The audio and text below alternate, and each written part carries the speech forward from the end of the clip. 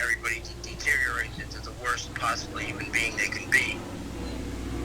And that really scares me, Bob, because I don't think any, especially modern Americans, have no appreciation for how evil they could be in the right circumstances. Because I honestly believe you can beat and starve anyone into being a monster eventually. Just a Absolutely, matter of time. absolutely. Take It's a the profound strongest, most thought, but moral yeah, person, torture him long enough, you could get him to eat a baby. absolutely. Yes, you could. And one of the things that I was going to talk about the time before was, the Havana syndrome, which is that whole business about directed energy, which is really a form of torture that's been around for a long time. A lot of this stuff, was discovered by our military or the Russian military back in the 50s, and they just now recognize it because they knew they had to call it something. Because these people literally developed a cluster of syndromes and symptoms. And, they then said, well, it was the microwaves. I believe it was some kind of wave energy. But, they then come up with the title of Havana syndrome. It's called Havana syndrome because we know that it happened to those 150 people in Havana, and then it happened to 2 or 3 other places also. But, really, let's call it, this form of biowarfare that's been around for a long time. And somebody unleashed it. Maybe they were just sort of throwing it out there, letting us know that, hey, we can do some harm in a lot of different ways, and this is one way we can do it. Yeah, man, this is something I'm very fascinated with because I think we're at a point where we're at a different inflection point of how we conceptualize warfare because I think just the nuclear problem alone is a huge deterrent to any kind of boots on the ground invasion. Not to mention, Absolutely. those are very costly and very expensive. And if you read Sun Tzu, The Art of War, if you're really in a position of true strength, you basically beat your enemies before they even get to the battlefield. Like you don't Absolutely. even get to that point. So between using diseases, using drugs, because pumping fentanyl into America, it reminds me of what alcohol did to the Native Americans, the white man's, Mm-hmm. poison, and what the Romans did to the Celts, where they imported wine and it was corrupting their culture, and some tribes just banned it because they thought it made the culture too soft. Run that, So run there's that by all. me again. So I think Another Malcolm's history points that I learn from every week. Go ahead, run it. so I think you can weaponize substance in certain historical situations. Not always effectively, but so for example, I brought up the Native Americans and how whether it was just done for profit or people thought, hey, we can really, disrupt their society and make them weaker. What Mm-hmm. alcohol did to Native American society is still a real problem today, from what I understand. Mm-hmm. Like alcoholism is it's just a big problem. And um, so using substances is sort of a soft warfare approach where it's like you're not coming in with guns and rounding up all the women and children and taking them as slaves, but you are selling people poison, stuff that they will willingly poison themselves with, that they will turn into non-productive, abusive. It just disrupts the society basically. So that's one way to wage war on people. And another example of that, if you go to ancient Rome, to the north of those, where modern France is, and Germany and England and that whole area, Mm-hmm. were all these different Celtic tribes that, based on their proximity to Rome, had some Romanization themselves. So like the people that lived really close to Rome, were a lot more familiar with customs and cultures and that kind of thing. Whereas like the ones at the edge of the world were like barbarian monsters, or at least thought to be.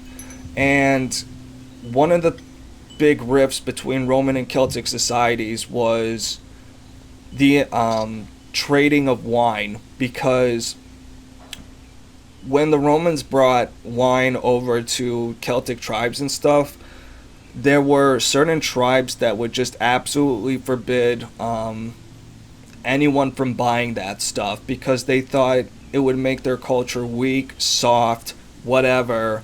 And, that could have been superstition, but maybe they were just looking at the tribe next to them that turned into a bunch of drunk degenerates who, they loved their meat, but they really loved the wine and couldn't handle it, and it made them like soft and dumb and weak and like whatever.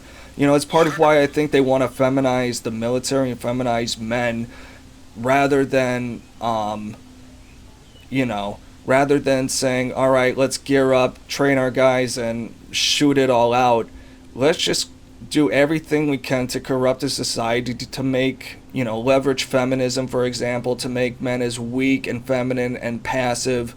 So they will never even train. We don't even have to train that hard because they won't be training at all. They won't be ready at all because they're a bunch of little bitchy ass soy boys who will just not be able to fight back. We're lower the testosterone, lower the aggression, and you have a weaker enemy to deal with. So with where I connected to is I think that could be what China, because here's one last historical example. Have you heard of the Chinese Opium Wars? Sure. Yeah, the British East India Company, I believe it was importing all this opium that was just wrecking families, wrecking society, turning people into drug addicts. And I think China took that to heart and was like, hey, maybe we should just pump some fentanyl into America. You know what I mean? Yeah. Let's get even. Give them a little taste of their own medicine, even though it was the British. Whatever, they're all Western white devils. Well, from a scientific perspective, it's interesting, though, that certain races are more susceptible to, substances than others. Like the Indians, there's something in their genetic composition that makes them extremely vulnerable to alcoholism. Yeah. What might that be, Same goes for diseases, because there's a ton of examples where, Faction A invades the territory of Faction B and brings a disease with them that wipes out Faction B, or invades Faction B and catches a disease that B is used to, and they get wiped out. So it can very much go either way, and a lot of historical examples on the disease front. So I think with alcohol, I can totally believe that, it could just be like a genetic thing where it's in your DNA that everyone before you was a drunk, so you have a high tolerance and you're used to it, you know what I mean? Because it's a very different thing to drink. Imagine giving a 13-year-old who's never had a sip of alcohol just a few vodka shots, and giving like the same amount and maybe even a couple extra shots to like some big fucking 40-year-old biker dude who's been drinking for 30 years, it's not the same. I remember a young woman telling me, came in for counseling around addiction issues and started talking about how she got interested in drugs. And she told me that as a very young child, that she and her cousin, they were mischievous and they'd always get in trouble at their grandmother's house, that they decided to try their grandmother's drugs, which ended up being like a Valium kind of thing. And the cousin got sick as hell, but this girl didn't. And she was only like maybe 9 or 10. She loved the feeling. And every time she went to her grandmother's from that point on, she'd rip her off for these drugs. And she said that developed the sort of pattern of drug abuse that it just hit her system in a way that made her feel good. It's kind of like, the rat hitting the bar for reinforcement. Are the rats just picking cocaine over food? Over food, sex, yeah. And a lot of those studies were done at Mass General, too. The rats would hit the bar for a hit of cocaine before they, you know, hit the water, the food, or go for sex, which, the addiction was so strong in the brain, the power of it in the brain. Yeah, it is something I'm definitely gonna want to do a deep dive on later and bring and circle back to it. But I heard there was one experiment where there was like a rat utopia where they fulfilled their every need, and then Uh-huh. like overpopulation or something, it just degenerated into like fucking rodent Mad Max. Where did this was a fantasy of somebody or a movie or what? This is something I vaguely remember hearing on Simpool, and that it was an actual scientific experiment. So we're not talking about a book of with talking mice. Like they just excuse me. Again, it's something I'm gonna have to revisit to confirm. I might come back next week with a totally different narrative, but Okay. my understanding is that like the idea was that they created this like rat utopia where it's like they fulfilled their every needs and I guess measured cooperation versus competition because there are different things. It's like there's different situations where it's like yeah the rat might always take the cocaine, but if like it has actually if it has like some family structure or gets along with the other rodents, it may just stick with them over the cocaine. I don't know, but it'll Okay. be an interesting thing to bring up later. But I think rat utopia. I think utopia is just another word for future hellscape.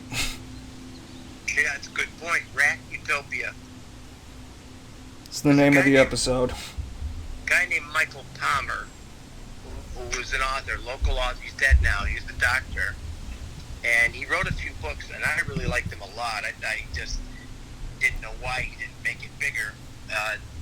Why only his books were selling locally. But he ended up being an addiction specialist. He was an addict himself, an alcoholic, and pills and things like that. And one of his books where he writes about the power structure under the president. You've got a certain number of people, and if the president dies, then it's the vice president becomes president, and then Right. the next right on down the line. And the book was about killing off everybody in the line of command, and basically by using drugs like LSD and things like that over, macro dosing. But it was just fascinating the way he wrote it, and they just couldn't get a handle on it, what was going on. But, that was the plot of the book. Everyone was too high to solve the problems. Yeah, or dying, taking too much of it. So they were, like, getting down to the bottom of the barrel in terms of who's going to run the country. Yeah, man, that's one of the things that came up in a great series called Battlestar Galactica, where it starts off with the robots wiping out like 95% of human colonies, and like the president is like down to like the 43rd in fucking command, and it's like some school teacher. Yeah, okay. She rises to the fucking occasion, and it's fucking rad. But one last, because we're running short on time, so there is one thing on our agenda that I really hope we can get into, because you had brought up the thing about changing language and the Brandeis documents and forbidden phrases. So do you have time for that? 2 seconds of it, and maybe I can get more information on it for next week. Brandeis came up with a list of phrases that they were banning on campus, and then suggesting what students replaced the phrases with. And some of the phrases were things like Mother. shoot, shoot for the top, for instance. You had to get rid of that. Wait, what? Shoot. You say, hey, listen, shoot for the top, No, you can't use that kind of phrasing anymore that would use the word shoot. So it was Oh, crazy. Yeah. God. It was all over the news yesterday, and you could probably look it up in some of the papers. So And is it an anti-gun thing, basically? Well, some of it was anti-gun, some of it was other stuff. I remember the anti-guns because those were easy, Yeah, I can't remember who it was, but there was a comedian who was like, look how it shows up in our language. Just watch a football game. Oh, they're in a shotgun formation. He's got a lot of weapons in his arsenal. He hits him with a bullet right in the chest.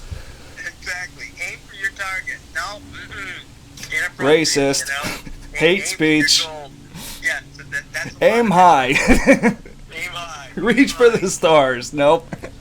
Look high and shoot low. But yeah, it was those kind of things, and it was actually saw it late last night on one of the might have been Greg Gutfeld's show. They were talking about it, this elite university in New England, came up with this, and I thought, wow, this is incredible. So I think they've instituted it on campus, as a campus policy. I don't know how you enforce something like that, but if you probably Google Lots it of hall today, monitors, Bob. Lots of little shitty hall monitors. that's right, that's You right. create communist rat culture. Yeah, well, just close your eyes and think of the future, the green police, Oh, People stop. Come around and see if you've got your solar. Bob, I come here to relieve psychological drama, not get it. Yeah. Yeah, man.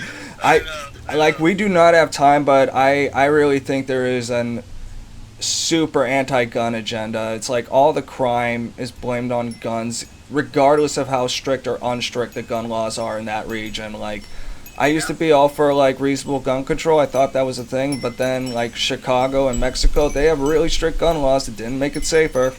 It's not the guns. It's the fear of talking about the real problem because you'd be called a racist. Also, just having deterrence for normal people. I feel like so many of these. Again, this is a tangent that will go on forever, but I feel like they want to be pro-criminal and do everything to basically make people weak, defenseless, victimized. The whole like duty to flee stuff. It's just really it's some fucking Soviet. We're gonna just use the criminals to bully and destroy the other fucking prisoner slaves. So it's a bad look in my view. It is a bad look. And we could talk more about that, okay? That's a good one to talk more about. On that positive note. On that positive note, what are you looking at this week?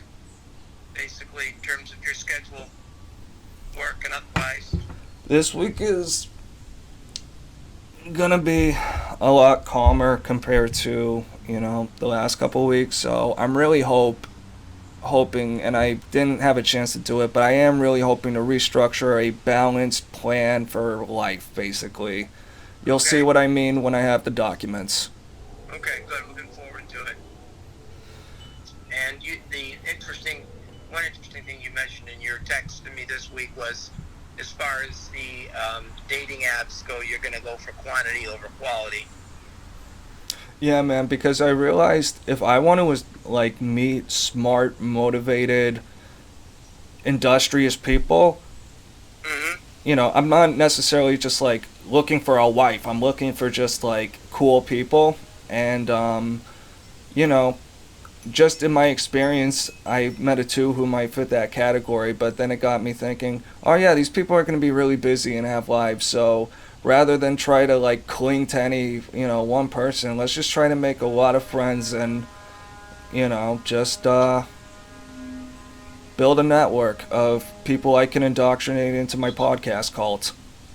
Interesting. We had a friend called Machine Gun Joe. We called him that because his philosophy was, when we went out to the bars to try to pick up women, he would just go for the numbers. He would just hit on everybody, figuring that somewhere along the line he'd make a connection.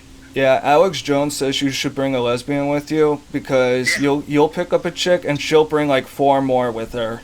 There you go. Good old Alex Jones.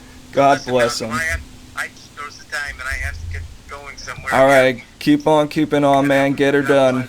Yeah, we'll get her done, and we'll talk next week, okay? All right, we'll be in touch. I'll see you next week, bro.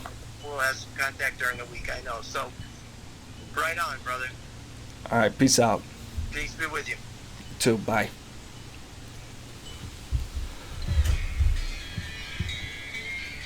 That was my phone. Whoops. Thank you, everyone, for listening to the Psychotherapist Podcast. I hope you have a terrific morning, day, evening, night, tomorrow, week, month, year, decade, multi-decades, life, afterlife, the whole thing.